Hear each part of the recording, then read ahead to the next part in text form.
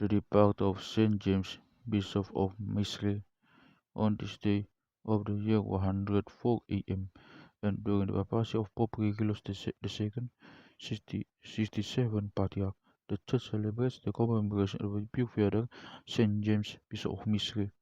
This saint longed for the monastic life from a young age, so he went to the wilderness of Saint Macarius and lived in a cell there for many years. Then he was ordained a deacon for the church of the monastery of Saint John. Because of his spiritus life, great knowledge and piety, he was ordained bishop for Misre. Having been seated upon the episcopal seat, he led to his prayer, asceticism, and worship. He was a teacher, spiritual advisor, and lieutenant to the sinners during his episcopate. When he finished his good life, he fell sick. He called his people, commanded them not to be negligent in the divine commandments, and explained to them what the punishment of sinners would be. Then he made the sign of the glorious cross on his face, delivered his poor soul in the hands of the Lord. May his praise be with us. Amen. 2. The departure of the righteous Amos, the prophet. This day also marks the departure of the righteous prophet Amos, one of the 12 minor prophets. He prophesied in the days of Uzziah, king of Judah, and Jeroboam, the son of Joash, king of Israel. God has sent him to the children of Israel to question them and advise them to bear fruit that befits repentance before the coming of the day of vengeance. He prophesied concerning the passion of the Lord and the brightness of the sun on that day.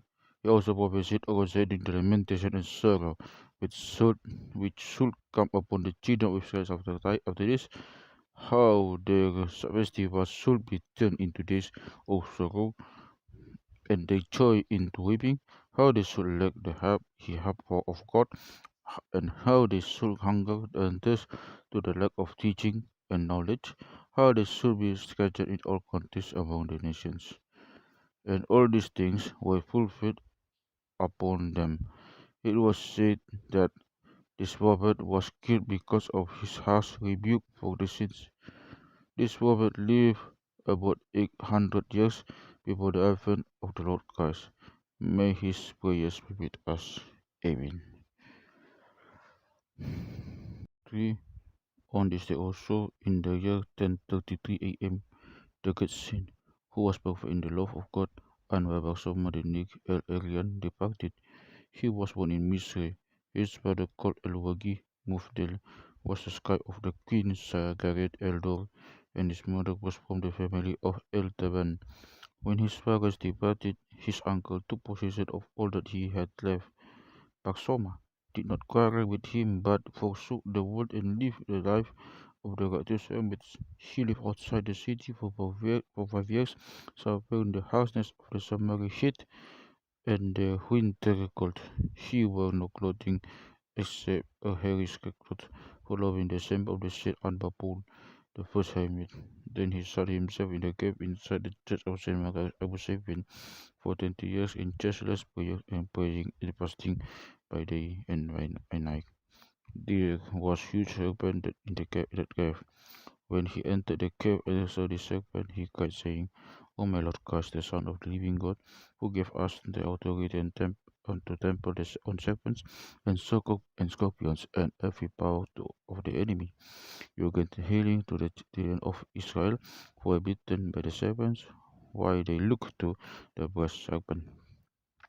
Now I look to you, O you who was hanged on the cross, so that you may grant me power to be able to overcome this beast. Then he made the sign of the cross over himself and moved toward the serpent, saying, You temper the serpent and the snakes, and you treat upon the lion and dragon. The Lord is my light and my salvation. Whom shall I fear? The Lord is my strength of my life. Of whom shall I be afraid? Shall I be afraid? Then he said to the serpent, O blessed one, stand still in your place. Then he made the side of the cross over it. He prayed to God and asked him to remove the beastly net from it. As he finished his prayer, the serpent changed its net and became tame. The saint said to the serpent, henceforth or blessed one, you shall not have power to make to harm any man, but you shall be subject and obedient to what I say to you. The serpent manifests signs of submission and obedience, and became with the saint as the lion was with Daniel, the prophet in the den. Then he left the cave and lived on the roof of the church. He endured the summer heat and winter cold until his skin became dark. For much worship and asceticism, he remained in this state for 15 years. During his days, a great persecution befell the Christian nation. The churches were shut and the Christians were forced to wear blue turbans. As for the saint, the ruler seized him, severely smote him, then cast him in prison. When he was released, he went to the monastery of Synaxarion, where he lived on the roof of the church, and he increased in his asceticism. He did not replace his white turban.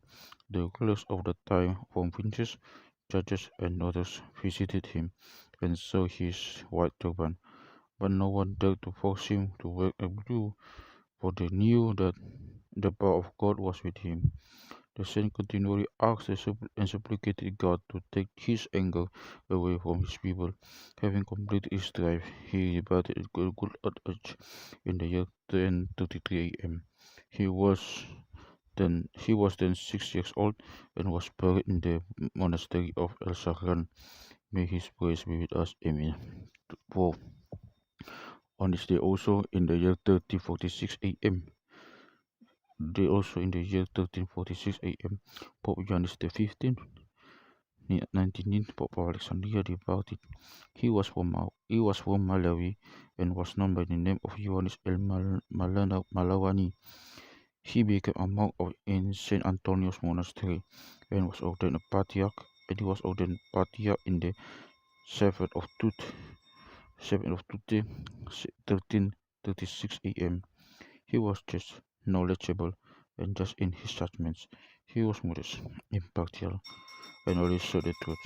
He was jealous about the judge, compassionate to the priests, loving to the poor, and provided shelter for strangers. He did not desire anything of this world, but rather he was absorbed in prayer and worship at day by night. In the year 3040 A.M., a grave epidemic befell Upper Egypt. It lasted from the month of Tuba till the month of Baramuda, will perish multitudes of people and devastated many families. Pope Yoannis was in Upper Egypt and returned to Cairo in 1341 A.M. In year 1342 A.M., another severe epidemic spread to the land, which was less severe than the first. The Pope went to Upper Egypt again in the second year of the epidemic, then returned in Cairo. On his way back, he passed the city of Abnub and he spent a night there. He suffered abdominal pain. It was said that he was given a poison when he spent the night. The owner of that house had concubines beside his wife, and Pope admonished him for life. When the Pope fell ill, he was he asked for a boat which he sailed in. He chased in a boat in his way and was buried in the monastery of the Saint Anba and in El Biadia. He was on the check for 9 years, 11 months, and 22 days. May his praise be with us, and glory be to God forever. Amen.